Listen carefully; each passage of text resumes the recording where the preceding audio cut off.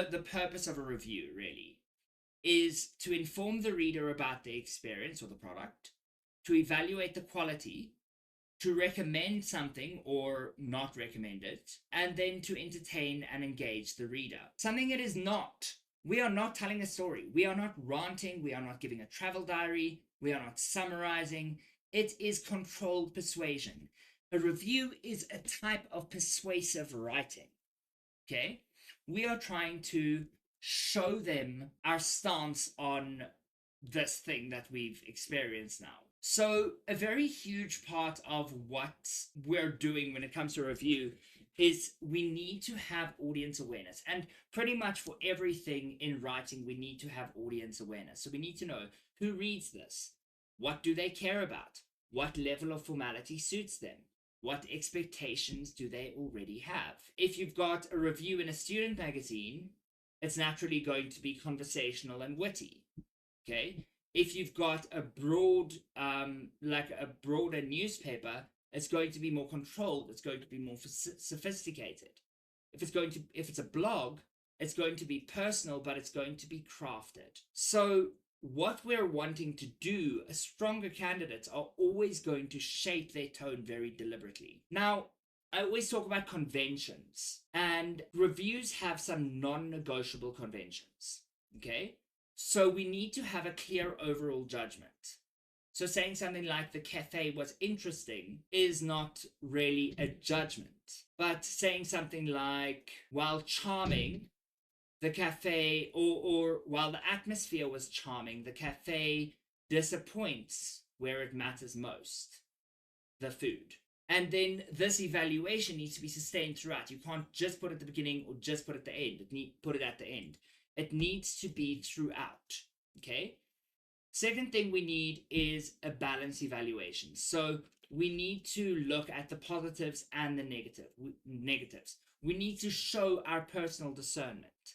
We need to avoid any extremes, have no unsupported claims. So instead of saying it was terrible, we could say, although the decor suggests authenticity, the coffee was oversweetened and undermined the experience. And so this balance shows a maturity in your thinking. First, conventions of a review, we've got clear overall judgment, balanced evaluation.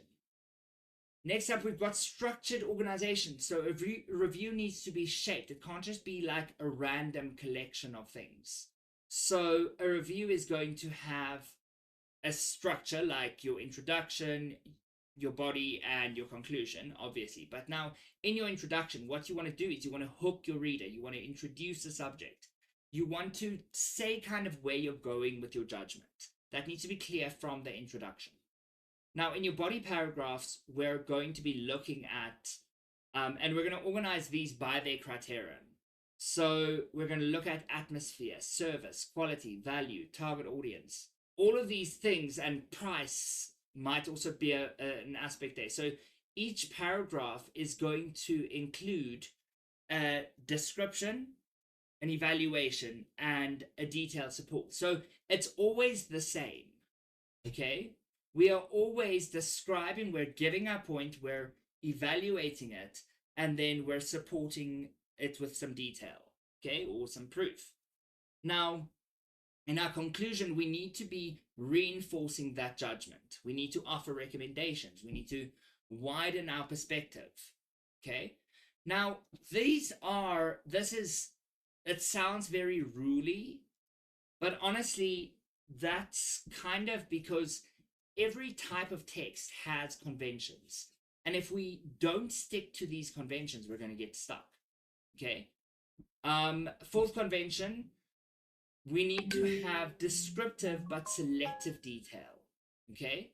So you shouldn't be listing everything. You need to look at things that actually support your evaluation. We need to look at things that appeal to our senses, that create this vivid atmosphere.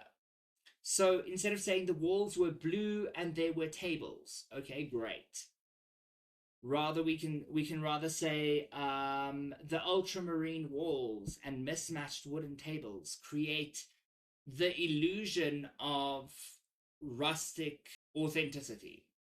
Your details need to serve your overall judgment. Number 6, we need to have evaluative language, which is quite obvious. We need to be evaluating, and that's something that reviews often get wrong. They're not evaluating. So we need to use evaluative lexis. So we've got words like disappointing, overwhelming, charming, meticulous, pretentious, thoughtfully designed, overpriced.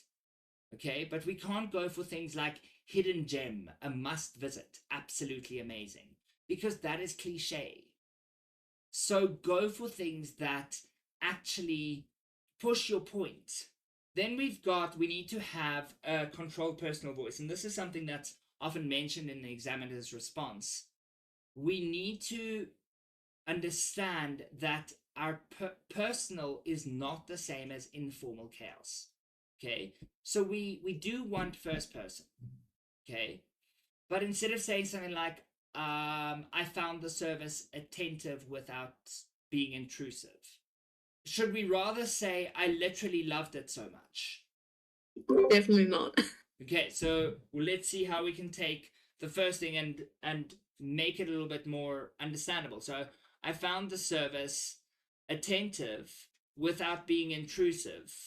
And then I can take that and I can evaluate it, which was refreshing.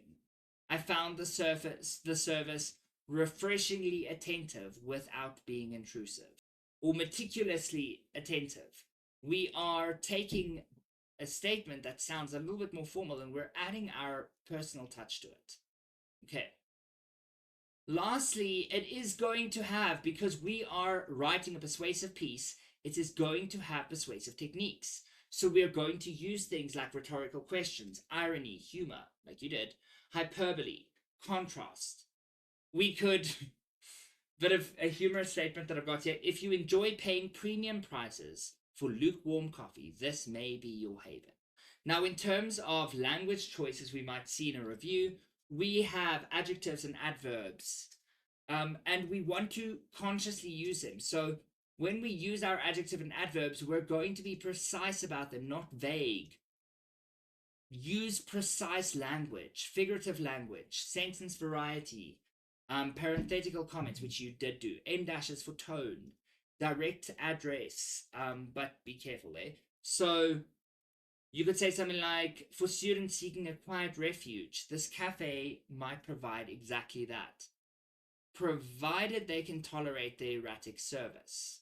So what examiners are going to reward, looking at AO2 and AO3, they're going to look for consistent register. They're going to look for a sense of audience, organization, vocab, whether you've developed your evaluation, whether your voice is confident.